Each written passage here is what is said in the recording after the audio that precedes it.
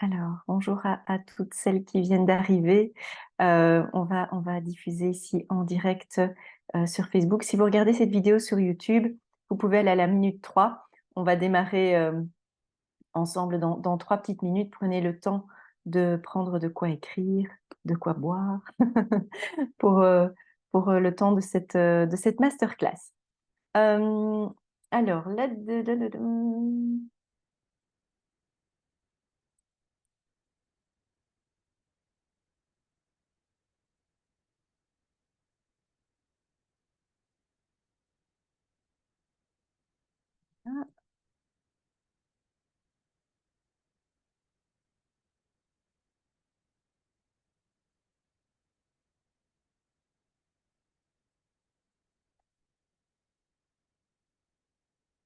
voilà.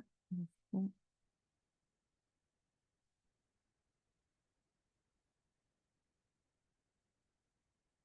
dans le groupe. Et c'est parti.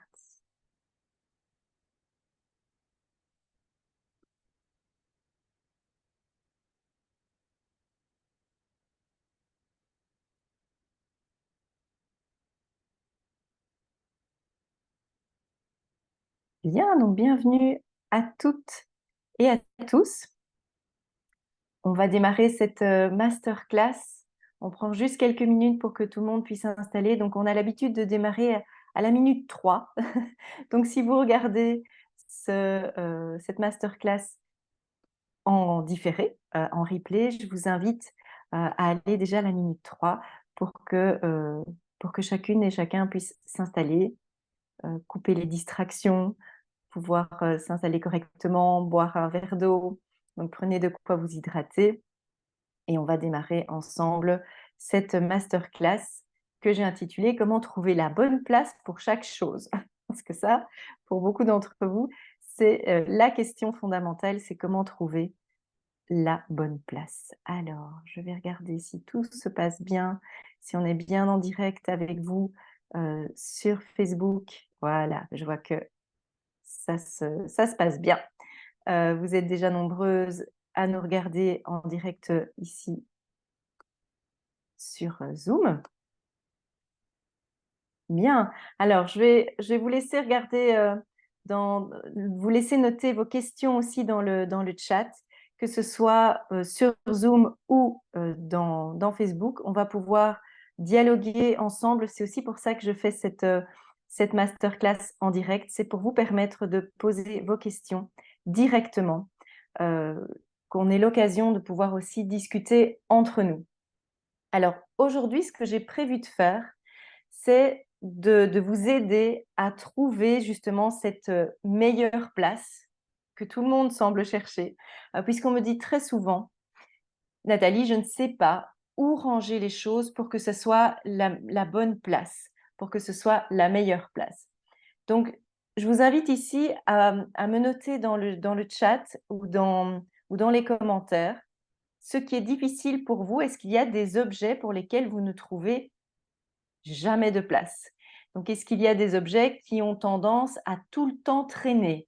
Des objets qui n'ont pas vraiment de place? Donc, pour moi, c'est important de pouvoir démarrer avec vos questions pour que je puisse m'adapter aussi à votre réalité. Donc, je vais voir avec vous comment ça se passe pour trouver les bonnes places pour chaque chose. Alors, dites-moi ici dans le chat s'il y a des objets qui ont tendance à traîner, à ne pas forcément trouver leur place.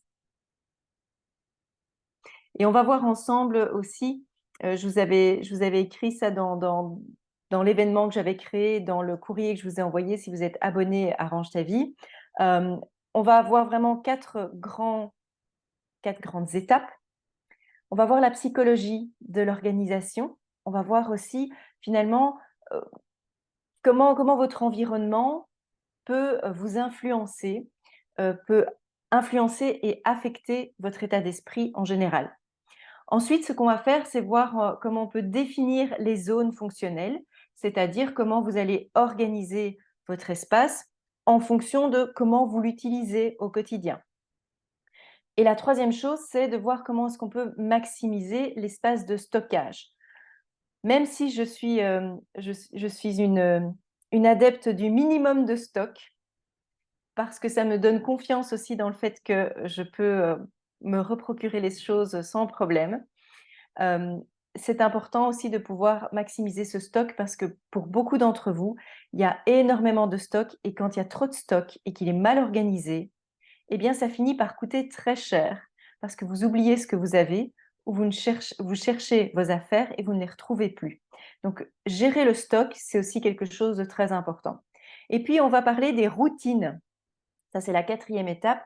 Les routines, c'est qu'est-ce que vous allez mettre en place comme habitude au quotidien pour pouvoir planifier vos actions.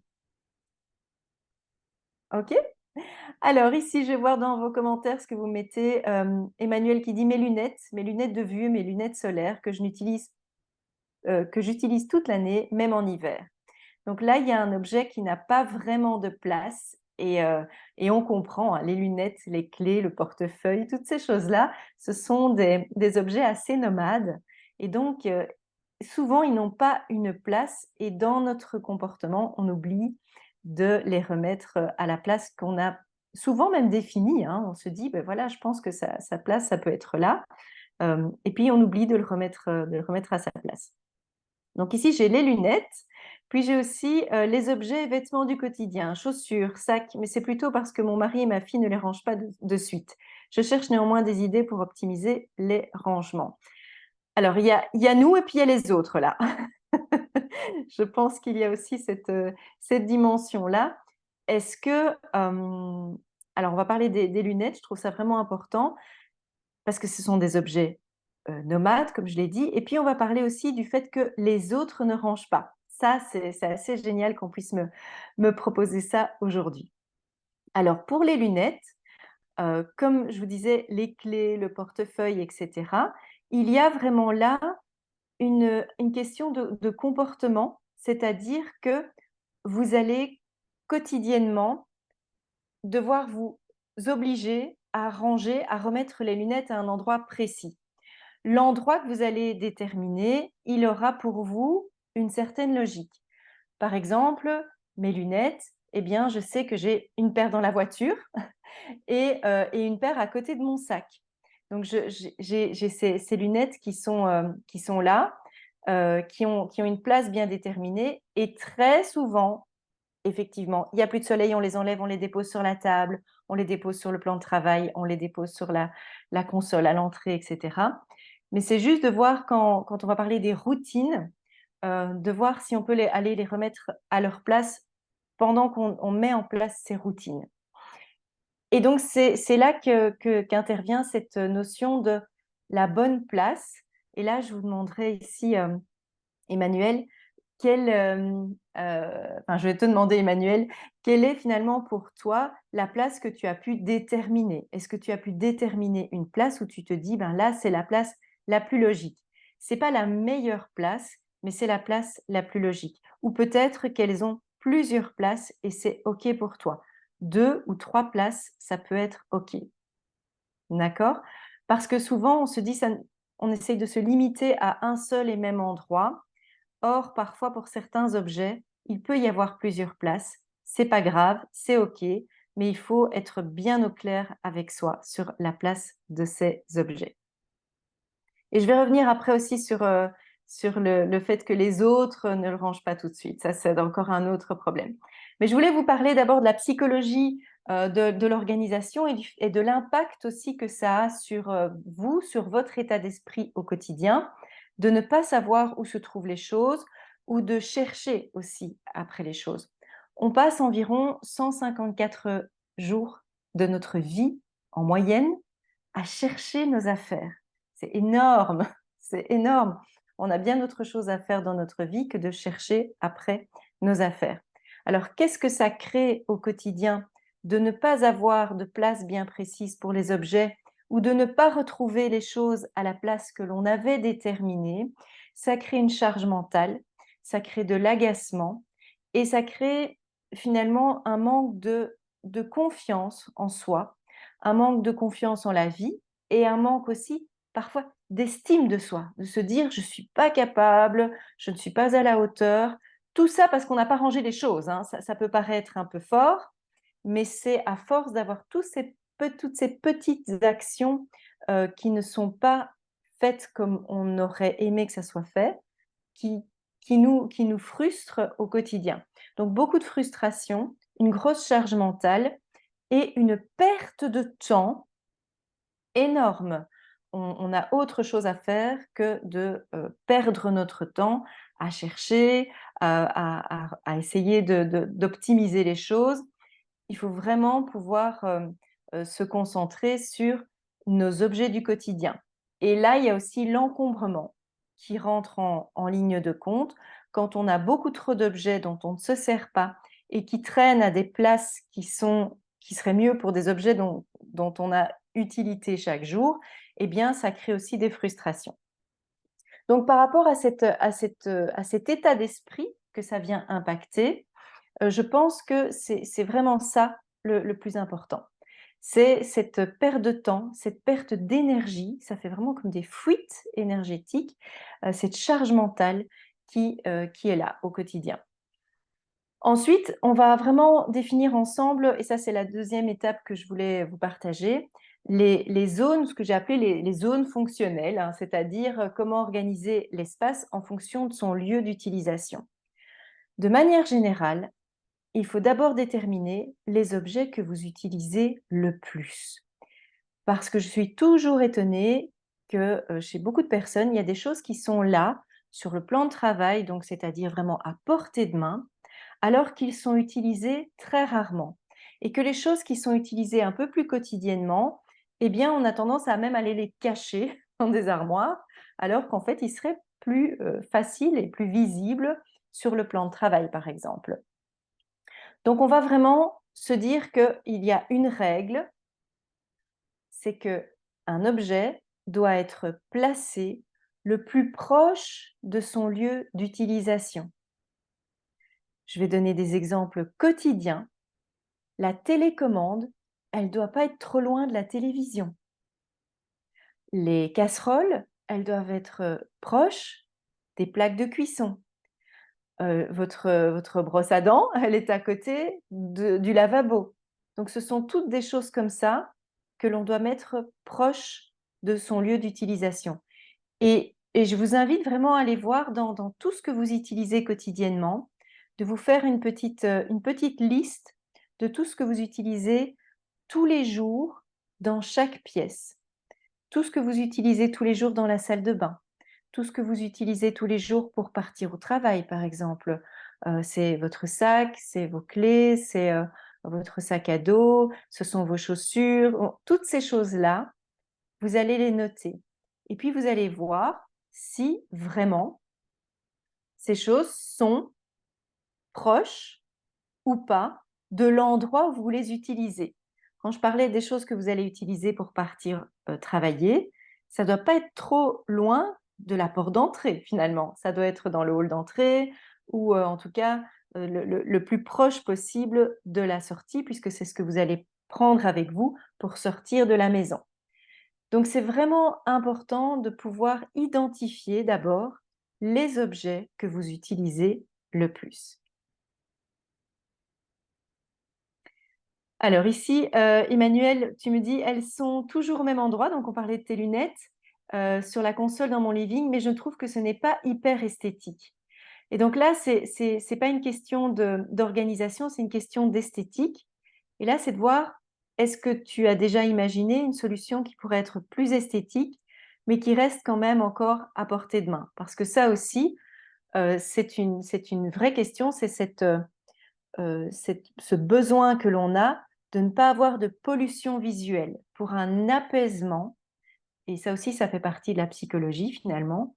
C'est cette volonté d'avoir un apaisement visuel quand on rentre chez soi pour éviter d'avoir toutes ces choses qui nous rappellent ce que l'on doit faire ou toutes ces choses qui nous disent: «Ah ben oui, je sais où ça se trouve, mais ça commence à faire beaucoup».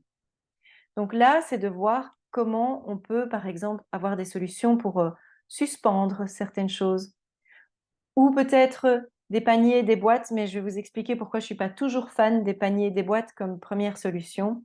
même si ça peut être formidable comme solution de rangement. Donc, le fait de mettre les choses proches de là où on les utilise, comme les lunettes sur la console à l'entrée, ça a du sens. Après, quand on veut les ranger dans un endroit un peu caché, parce qu'on n'a pas envie que ce soit à vue tout le temps, parce qu'on ne trouve pas ça esthétique, parce que ça crée une espèce bruit, de bruit visuel, on va appeler ça comme ça. On peut les ranger dans un tiroir, dans une armoire, dans une boîte, mais il faut être très attentif à une deuxième règle que je vais vous donner. La première règle, c'était proche du lieu d'utilisation. La deuxième règle, c'est 3 à 5 gestes maximum pour les ranger ou pour les sortir du lieu là où on les a rangés. Donc, ça veut dire que 3 gestes, c'est j'ouvre mon tiroir, je place l'objet, je referme le tiroir. Ça, c'est 3 gestes. Ensuite, on a 5 gestes maximum, c'est-à-dire j'ouvre l'armoire, je prends la boîte, j'ouvre le couvercle, je prends l'objet, et puis je referme la boîte, je remets dans l'armoire. Bon, ok, ça fait 6. Mais donc, ça peut être vraiment une façon de vous aider aussi à trouver la façon dont vous allez organiser vos rangements. On peut les cacher, mais s'il faut commencer à faire plus de 5 gestes, on ne le range pas. C'est ça qui fait que quand vous avez un dressing dans votre entrée, dans lequel il faut ouvrir les placards, prendre le cintre, placer les 2 épaules de la veste, refermer le bouton pour pas que la veste glisse, puis remettre le cintre et refermer l'armoire, eh bien c'est ça qui fait peut-être que l'ensemble de votre famille jette le manteau sur le poteau de départ de l'escalier ou sur le canapé du salon. Ça peut faire sourire, mais c'est ça qui se passe souvent. Alors qu'en fait, si vous avez un placard à l'entrée avec des patères, donc des crochets, où il n'y a qu'à suspendre la veste, sans commencer à chipoter avec des cintres, etc., c'est beaucoup plus simple pour toute la famille. Et là, c'est une vraie question de bien communiquer avec tout le monde. Ce n'est pas une question de c'est compliqué, ça demande beaucoup de gestes. Donc soyez très attentive à ce nombre de gestes parce que c'est ça qui fait que souvent on ne le range pas. L'être humain est fondamentalement paresseux. Tout ce qu'on a créé dans notre siècle, dans le siècle dernier, a servi pour qu'on fasse le moins d'efforts possible. On est tout le temps en recherche de faire le moins d'efforts possible.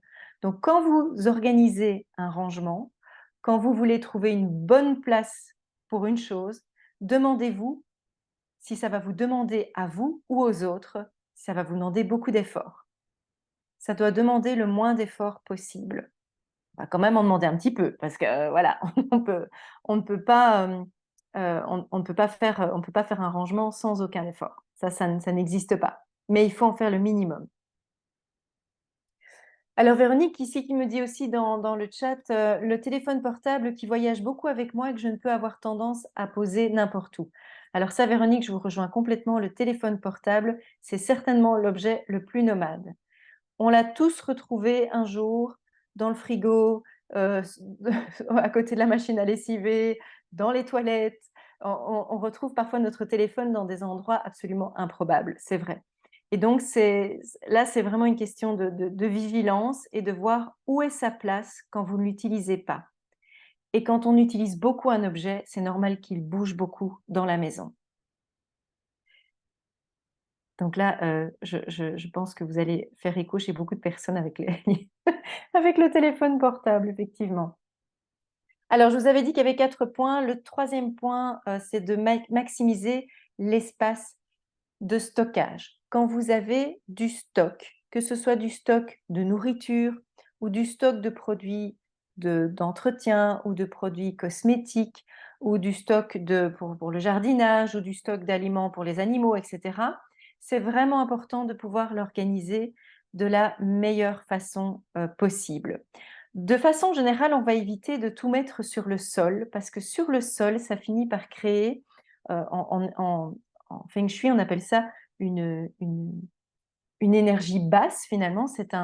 On va bloquer le chi, on va bloquer l'énergie qui a besoin d'avoir les sols libérés, parce que au fur et à mesure que vous allez commencer à mettre les choses sur le sol, vous allez voir que les sols vont se remplir. Comme toutes les surfaces horizontales, ça va avoir tendance à se remplir. Donc là, c'est de voir comment est-ce que vous pouvez organiser les choses sur des étagères ou dans des meubles pour que les choses soient les plus visibles possibles, pour que ce que vous utilisez en premier soit à l'avant. Bien souvent, on a des armoires qui sont très profondes et c'est là que ça commence à poser problème, c'est qu'on ne sait plus ce qu'il y a dans le fond. Quand je donne un exemple, quand j'ai un jour été ranger une cuisine chez quelqu'un qui avait son stock dans un cellier à côté de la cuisine, eh bien on a retrouvé 8 pots de choco qui étaient entamés. Parce que à chaque fois on se dit ah mais il y en a plus donc j'en rachète, et celui qui était racheté était à chaque fois remis devant et donc repris par la famille. Donc c'est de voir comment est-ce qu'on peut organiser ce stock pour que les choses soient rassemblées. Et trop souvent, je vois qu'il y a des choses qui sont disparates, qui sont pas regroupées. Donc, vous allez regrouper les objets par catégorie dans votre stock et vous allez voir aussi de combien vous avez besoin. Et pour organiser ce stock et pour pouvoir planifier, on va arriver à cette 4e étape dont je vous ai parlé, pour pouvoir planifier aussi vos actions, avant d'aller faire vos courses et pour faire votre liste de courses, vous allez pouvoir jeter un coup d'œil dans vos stocks. De combien de pâtes est-ce que j'ai besoin, de combien de est-ce qu'il me manque du papier toilette, est-ce qu'il me manque des aliments pour les animaux, est-ce qu'il me manque des choses pour le petit déjeuner, pour les collations, pour le repas, etc., etc. Donc c'est vraiment attribuer une place regroupée pour chaque catégorie d'objets. Alors ça peut paraître, et tout ce que je dis, c'est parfois on me dit mais c'est plein de bon sens, mais le fait est qu'on ne va pas jusqu'au bout de l'action. Et ça, c'est aussi quand je vais vous parler des routines, on va pouvoir en parler, c'est qu'on ne va pas jusqu'au bout de l'action. Je relis mes notes, hein. Je vous ai préparé tout ça. Donc c'est pour pouvoir, voilà, c'est ce que je disais, pour pouvoir tirer parti de chaque recoin de votre maison, c'est d'aller voir finalement dans vos rangements qu'est-ce qui serait le mieux pour la taille aussi de vos objets. Donc ça, je vais en parler. Alors Véronique qui me dit ici, est-ce qu'attribuer une place dans chaque pièce pour le téléphone, ce serait une solution intéressante? Oui, ce serait une solution intéressante. Maintenant, ça va vous demander aussi un mot qu'on n'aime pas du tout, c'est vous discipliner à le mettre à chaque fois exactement au même endroit. Dans la chambre, c'est sur la commode, à la salle de bain, c'est sur le bord de la baignoire, enfin, je ne sais pas. Je pense qu'il y a cette idée-là. Et donc, je vais revenir à cet espace de stockage dont je vous parlais ici. C'est cette troisième étape. Le fait de regrouper les choses, c'est important à faire en tout premier lieu avant d'aller acheter des boîtes. Trop souvent, quand je vais faire du rangement chez les personnes, je me rends compte qu'elles ont une une fâcheuse tendance à acheter des boîtes avant de faire le tri. Donc il y a cette idée que ah, je vais faire du rangement chez moi, je vais aller m'acheter des boîtes et des jolies boîtes et des paniers. Et donc je me retrouve dans des lieux où j'ai un ensemble de boîtes, de paniers, de porte-documents qui sont remplis de plein de petites babioles dont on n'a absolument pas besoin. Et finalement, au lieu d'être des super objets de rangement, ces boîtes deviennent des cachettes. Ce sont des formidables cachettes. Ce sont de très, très belles boîtes. Alors, j'ai déjà vu des boîtes qui sont… je trouve ça horrible, moi. Les boîtes sur lesquelles il est écrit « Mon petit bazar »,« Si tu le cherches, c'est ici ». Ben voilà, c'est super humoristique. Mais dans 6 mois, vous savez plus ce qu'il y a dedans, même le mois prochain. Donc là, il y a vraiment quelque chose à faire par rapport à ce stock que vous allez organiser. Surtout, vérifiez ce dont vous avez besoin. Ça doit partir de vos besoins. Ça ne peut absolument pas partir de « c'était en promo, j'en ai acheté 4 ». Ça ne peut pas partir de là, sauf si vous êtes certaine et certain d'en avoir besoin. Mais c'est important de faire vraiment le tour de votre stock avant de faire votre liste de courses. Et puis, un truc qui est plein de bon sens aussi, c'est de mettre des noms sur les… Si jamais vous avez mis des boîtes ou des tiroirs ou des choses comme ça, c'est de mettre simplement un petit message à votre moi futur pour vous souvenir de ce qu'il y a dedans. Si vous avez par exemple des documents, hein, on va parler des papiers, ça c'est aussi, c'est pas vraiment un stock, mais ça peut être tout simplement des archives.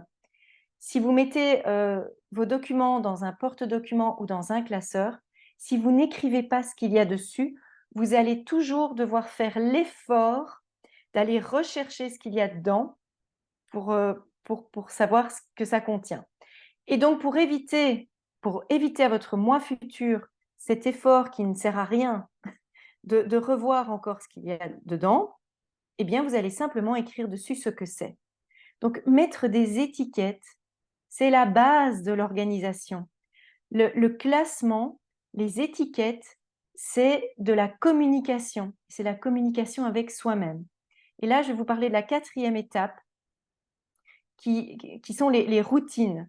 Les routines quotidiennes, ce sont les habitudes que vous allez mettre en place et de vous dire à quel moment est-ce que je prends un temps, le matin ou le soir, pour faire le tour de mes pièces et remettre les choses essentielles, celles de votre petite liste du départ, les choses que j'utilise au quotidien, à leur place, pour pas qu'on les cherche. Où sont mes lunettes? Où est mon smartphone? Où est-ce que je le mets pour ne pas avoir à le chercher demain matin? Si vous faites ça le soir, c'est génial parce que ça vous donne une tranquillité d'esprit. On parlait d'état d'esprit au début, ça vous donne une vraie tranquillité d'esprit.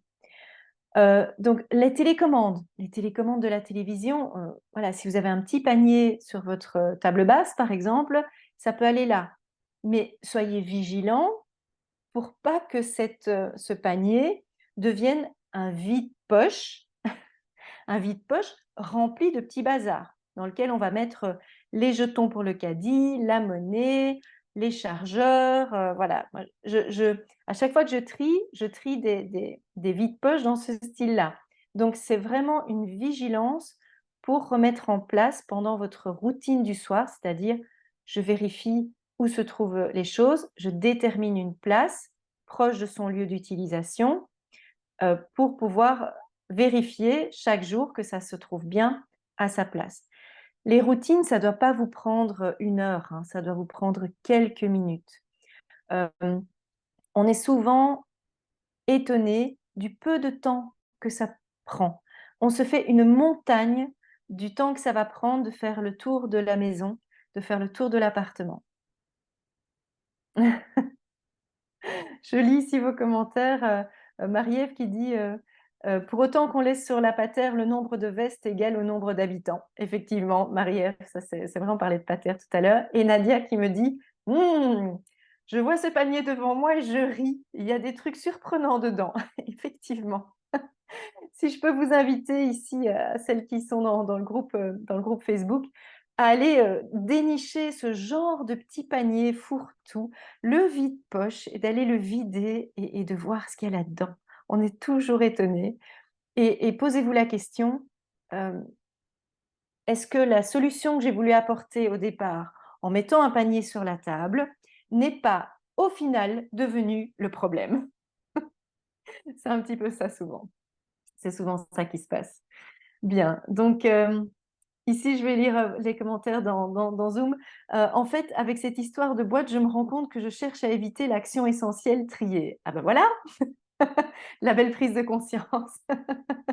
La belle prise de conscience, effectivement, c'est que souvent, on cherche euh, des solutions ultra rapides. Aujourd'hui, on est dans cette volonté d'être le plus rapide possible. Et effectivement, acheter une boîte ou un panier avec un couvercle, c'est la solution. Hop, je cache, je ne vois plus, ça n'existe plus. Mais ça, effectivement, c'est faire l'autruche. Donc, euh, donc voilà, je vous invite à voir comment est-ce que vous pouvez trouver la meilleure place pour chaque chose en vous rappelant bien de la règle de le lieu d'utilisation le plus proche de là où vous allez ranger votre objet, le moins de gestes possible. Surtout, n'allez pas acheter des boîtes et des paniers avant de faire le tri, ça c'est vraiment indispensable. Et puis, votre stock, étiquetez au maximum ce que vous gardez et ce que vous n'utilisez pas quotidiennement, ça peut vraiment vous aider. C'est essentiel. Et puis, cette petite routine à mettre en place chaque jour pour tout simplement aller remettre les choses à leur place. Et puis, une dernière chose, c'est vraiment important de communiquer avec votre famille l'endroit où se placent les choses. Parce que si c'est très clair euh, et que vous dites, voilà, on choisit ensemble une place pour chaque chose, ou vous proposez une place et vous demandez à tout le monde si tout le monde est d'accord, et que avec tout ce que vous avez mis en place et ce que vous avez communiqué en mettant des étiquettes, c'est là, c'est ici que ça se range, ils ne le font pas, eh bien, c'est quand même, c'est pour moi, je pense qu'il y a une question alors de répéter, parce qu'éduquer, c'est répéter, si on parle des enfants, mais il y a une question alors de volonté et de voir quelle est la volonté de chacun de vivre dans une habitation qui est bien rangée, de vivre dans une habitation où on retrouve facilement les choses. Et c'est d'expliquer aussi quelles sont les conséquences psychologiques et quelles sont les conséquences émotionnelles pour vous si ça ne se fait pas. C'est vraiment important. Et je sais que c'est pas toujours facile de communiquer avec les autres, mais si vous communiquez en termes de voilà pourquoi je voudrais que ça soit fait et voilà quel est l'impact que ça a sur moi quand ce n'est pas rangé à sa place, eh bien je pense que c'est quand même plus facile. Il y a une vraie façon de communiquer de façon émotionnelle. Ça, on en parle beaucoup dans mes accompagnements, c'est de pouvoir communiquer avec émotion avec les autres. Euh, Alors, Isabelle ici qui dit une vraie chasse au trésor. J'ai dit à mon fils de remettre le panier à sa place car en général, il pose et il a 27 ans. Ah oui, c'est pas toujours évident, effectivement. Mais donc, c'est de voir comment on peut vivre ensemble et comment est-ce que ça peut être aussi efficace d'avoir un lieu commun parce que il y a les pièces communes. Après, chacun fait ce qu'il veut dans sa chambre ou dans son bureau, etc. Mais les pièces communes, je trouve ça important de pouvoir communiquer à la famille l'importance du bien-être pour chacun et que ma liberté s'arrête là où commence la tienne et vice-versa. Voilà, voilà. Mais dites-moi un petit peu ici en commentaire ce que vous avez retenu de votre ces conseils et ces astuces que j'ai pu vous donner aujourd'hui. Euh, je pense que le fait de trouver une bonne place pour chaque chose, c'est quand même une chose qui vous préoccupe régulièrement. Et donc, j'espère que j'ai pu répondre à vos questions et à vos interrogations. Audrey qui dit du coup, quelle fierté d'aller en acheter quelques-unes dont j'avais vraiment besoin. J'ai souri chaque fois que je les vois. Donc, je ne sais pas très bien de quoi tu parles, Audrey. Euh, des boîtes peut-être. Des boîtes, à mon avis, c'est ça. Donc, c'est de se dire, ben voilà, quand j'en ai vraiment besoin et que je sais que j'ai déterminé la place que ça, que ça occupe, alors je sais que ça sera bien dans cette boîte-là et que la boîte soit étiquetée. Une boîte étiquetée, ça empêche aussi qu'elle devienne une boîte fourre-tout parce qu'on aura plus de scrupules à aller mettre un câble dans la boîte qui est étiquetée chaussettes. Enfin, j'exagère, mais... alors, dans ce que vous avez retenu, Audrey me dit, je vais repenser certaines routines. Et bien voilà. Et faites en sorte que cette routine vous prenne le moins de temps et le moins d'efforts possible. Je rappelle qu'on est fondamentalement paresseux, et que c'est très bien comme ça. Et que si on range, c'est pas pour faire des efforts, justement, c'est pour avoir l'objectif d'en faire le moins possible. Ok? Bien, passez une très très belle journée. Laurence qui nous dit ici une bonne piqûre de rappel en matière d'organisation et de logique. Merci Nathalie. Mais merci à toi aussi Laurence. Merci à toutes pour votre présence et à toutes celles qui regardent en replay. Je vous souhaite aussi une très très belle journée. Belle journée à vous. Au revoir.